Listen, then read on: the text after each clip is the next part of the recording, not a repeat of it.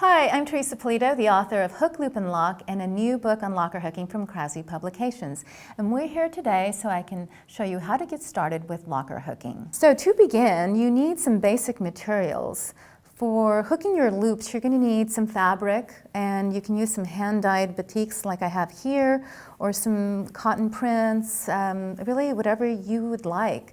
You can also use silks, really beautiful silks, your favorite yarns, and even recycle plastic or denim. I love using Osnaburg fabric. The Osnaburg linen creates a really nice fringed edge. So you'll need that, and you're also going to need some locking medium. And traditionally, cotton twine has been used, and it's still a great locking medium for rugs. Anything that's going to lie flat, this is a really sturdy solution, and you can still use that. But if you're going to be making some really vibrant, smaller projects or anything that's circular or worked in the round, I love using a black or a dark yarn that will hide in the background. You don't want your locking medium peeking through your project on something smaller, say like this little basket. You're also going to need some canvas, and I have a sample here of a canvas. It comes in different sizes. You can get these in a 5 mesh, a 3 mesh, 3.75 mesh, depending on your project.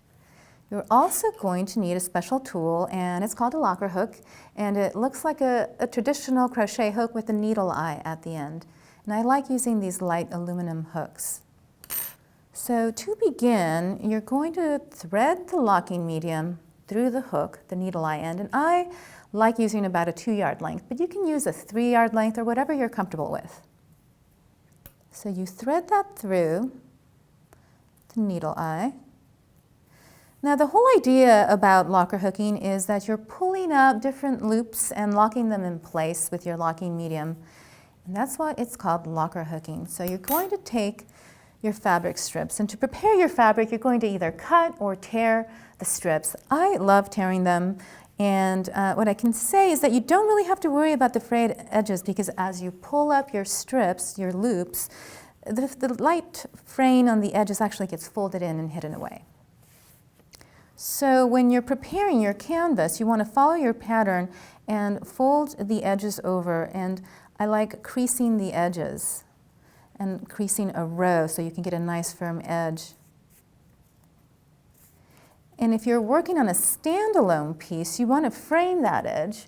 And here's a sample of a standalone piece. It has a nicely framed edge, and to do that, all you do is a simple whip stitch to cover the edges.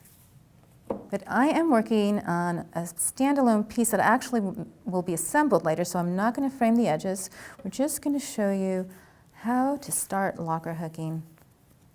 And so what you do is take your canvas, and you, working from the top down, you take the hook and push it through the canvas. And with your other hand, you want to manipulate the fabric so you can hook a loop. And then you pull that through the canvas. You hook your first loop and pull it through, and you give it a tug and adjust. And you basically want to make sure you have, this is really important actually, you want about a 1/4 inch in height.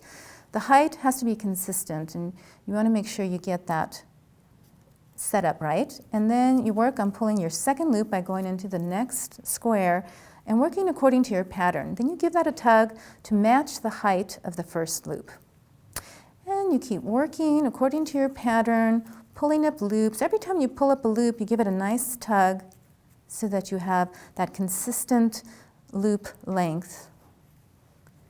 And that's going to be really important once you finish your project. So you keep doing that until you have about, I'd say 5 or 6 loops, or whatever you're comfortable with, really. And then you pull the locking medium through, and this is what locks them in place. And if you feel you're going to yank that through, tie the end at the corner, and you can always untie that when you're done with your project. So that's basic locker hooking. And when you're done with your project, you end up with something nicely finished like this. You can add an embellishment like this tile.